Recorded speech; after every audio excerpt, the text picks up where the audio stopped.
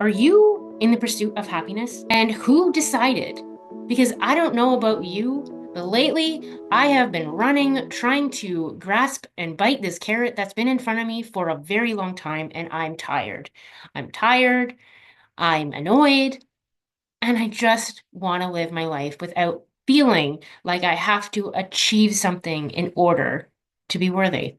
I mean, I must have missed the memo or missed the checklist because every time that I try to chase happiness, it runs away and gets farther and farther. And even when it's in my grasp, I still feel like I never get there.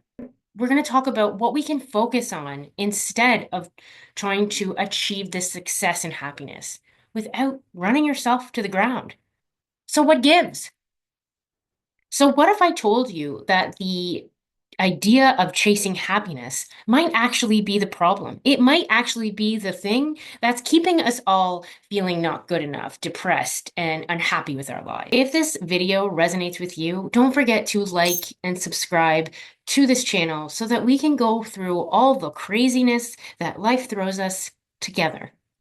Research actually shows us that pursuing happiness is a self-defeating process. That's crazy, right? According to psychologists Schuler, Arley, and Lowenstein, when we actively chase happiness, we often feel less satisfied. So it's actually not making us happier to chase happiness. Have you really tried hard to fall asleep? I know this is something that I do once in a while when I'm stressed out or having anxiety about something. But the harder I try to go to sleep, the more awake and the more anxiety I feel. I'm looking at the clock. I'm like, okay, I'm going to bed. It's 10 o'clock. Then I look at it, it's 11 and 12. And then I'm like, okay, oh my God, I only have 6 hours to sleep. I only have 5 hours to sleep. I only have 4 hours to sleep. And then I get up to 6 o'clock and I'm like, holy crap, I have to get up now. I didn't get any sleep at all. Problem is that we've been taught to believe that happiness is something that we have to achieve by or work really hard to get. Social media is one of the biggest perpetrators of this. I mean, it's basically designed to make everyone feel like we are not good enough in comparison to everyone else Instagram-worthy lives. Everyone's life looks way better than ours. I subscribe to this very often. If constantly chasing happiness is making us feel like we're not good enough and essentially like shit, then what should we focus on instead? Well, that brings us to the first big reason why happiness shouldn't be the ultimate goal.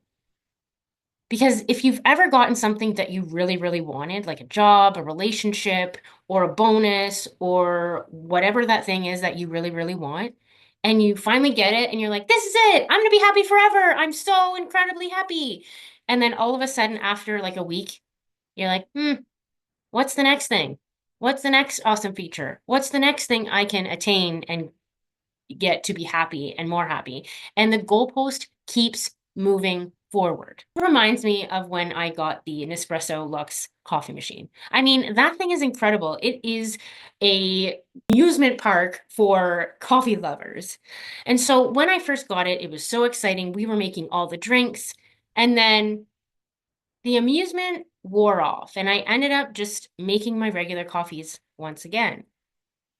The idea of this coffee machine became stale. Truth is that the goalpost of happiness is constantly moving and evolving. Why? Because we change, our goals change, and what we want out of life changes as we move through and experience life in itself. And more importantly, society's idea of happiness keeps changing as well. Because what makes someone happy one day may not be something that makes them happy and continue to be happy the next day or the next year or the next month. What we want out of life changes. In addition to that, we have society's appetite for what is real happiness changes. So we have all these different factors contributing to the idea of what happiness is supposed to be and look like. Because when we hit one milestone or one goalpost, we then, boom, want to go to the next and the next and the next. We start thinking and believing that when I have X, I'll be happy. When I have this relationship, I'll be happy. When I have this car, I'll be happy. When I have this job, I will be happy. But let's shift the focus. It's not about the race. It's about the feelings in between, the effort that you put in, and the experiences as you go through that run or that race to get there. I mean, society tells us that we need certain things to be happy: a big house, a perfect partner, a six-figure salary, and maybe a dog with its own Instagram account. I know a bunch of people who have that. But here's the catch: these standards aren't universal to everyone, because what makes one person happy is wildly different for someone else. Yet, we're all out here comparing our lives to everyone else's highlight reel. But they're running a different race. If you've ever felt inadequate or not good enough, there are studies that show it can increase depression and anxiety because we're constantly comparing ourselves and our lives to others. We're measuring, we're fixating, we're comparing. We all live different lives. We all have different experiences. We all have different makeups and identities. We can't all be the same. Let's take note. A lot of what society says that creates happiness are things outside of us, things that we have to obtain, that we have to buy in order to, you'll feel better if you have this. You'll feel great if you buy this or invest in that. You'll have the best career. You'll have the best face. These things are to buy or achieve. But true happiness, that is created from aligning your values, passions, and purpose in your life. When your life is aligned, when you're doing things because you want to and you're living in your purpose and your authenticity, that is the happiness. Because you're not getting it from anything out there. You're getting it from within. Because whatever changes out there is fine and dandy. Because what you believe makes you happy, when you align your own values, your passions, and your purpose, that happiness is going to be a constant because you'll be living from your truth, you'll be living from your authenticity, and on your own path. Because life changes, you're going to change, and just know that your journey is very different than someone else. You have to define what happiness is for you and for you only. The other thing that we tend to do, and I do this often, is ignoring the full spectrum of our emotions, because happiness isn't the only thing that you should be experiencing. The other thing is ignoring the full spectrum of emotions that we have as humans. When we're only chasing happiness, it actually makes us ignore everything else. It makes us not want to experience the other emotions. When we're hyper focused on feeling good, we actually miss out on the richness of the human experience. Life isn't all about sunshine and rainbows and unicorns, because the pain, the sadness, and the struggles are just as valid as the joy you feel. Pain is equal to the happiness in terms of experience, because you need both. If you didn't have pain, you'd never feel happiness. Brene Brown, goddess lover, she talks about vulnerability, and I think it is so essential to follow her work. I think it's also very important. And she says that pain and struggle are inevitable parts of life, and trying to avoid them only makes things worse. So if you've been suffering from a breakup or been dealing with some painful emotions, and you're trying to ignore them and you push them in a bag and you throw them under your bed, stay dormant for a little bit, but then they start pounding away and making noise to get your attention and start becoming worse, that is because you're not experiencing them. And she's right, because studies show that embracing all of your emotions, not just the positive ones, we can't discount the others, because it leads to greater resilience and well-being in our lives. We're going to get more out of life for experiencing everything, every part of it: the pain, the tears, the sadness, the excitement, the joy, the exhilaration. All of those are part of a full human life.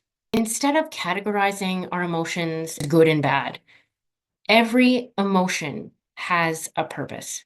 If you're feeling sad, then your body's telling you that something needs attention, or you need to feel something. If you're feeling angry, maybe you have a boundary that's been crossed. Maybe you need to have a conversation with your partner. Let's honor these feelings and emotions and be curious about them instead of pushing them under the rug.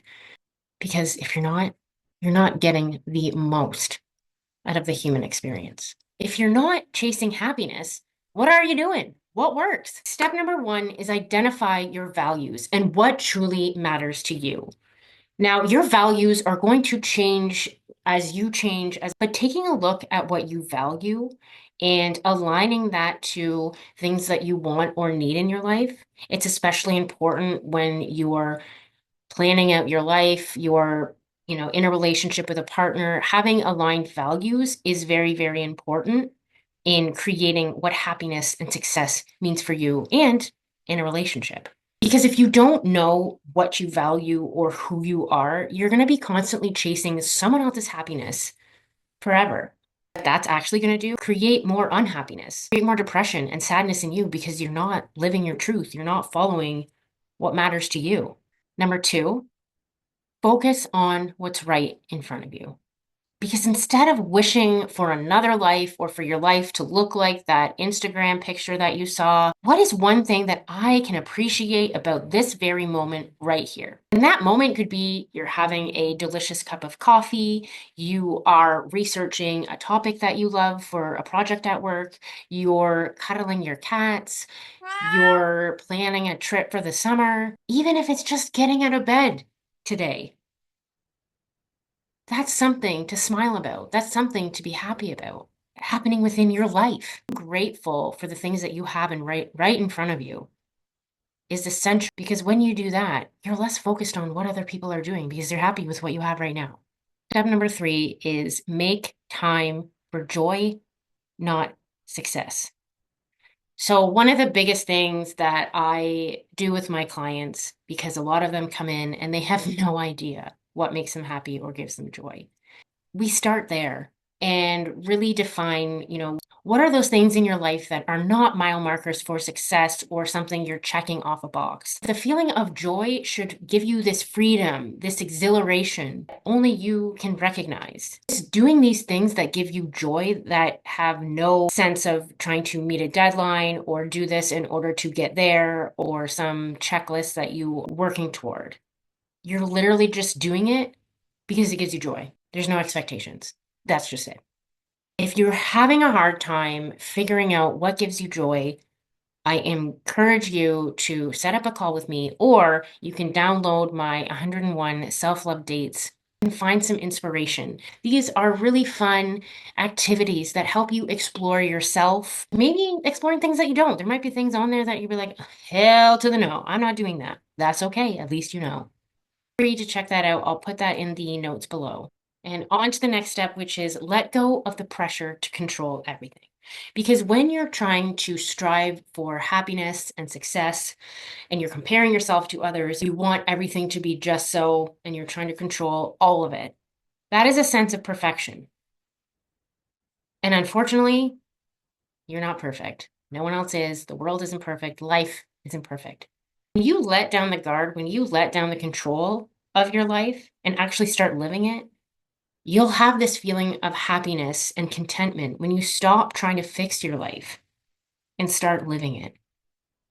Seek those moments of joy, those moments of happiness that don't have to do with how many people are following your Instagram or your YouTube or how many people have downloaded your podcast or the promotion that you're getting at work.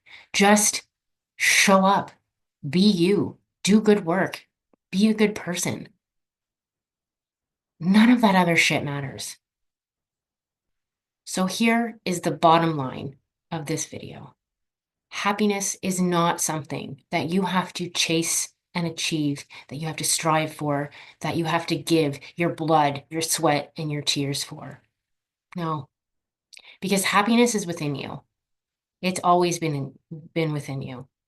It's something that you have to cultivate by being yourself, by being present, by embracing all of your emotions, and by knowing who you are, what you want, and what you value so that you can live by that. And if you're living in alignment, then who the fuck cares? Because that should be bringing you happiness. And comparing yourself to someone else who's on a different journey, that is living a different life, that's running a different race than you, shouldn't matter. And it doesn't.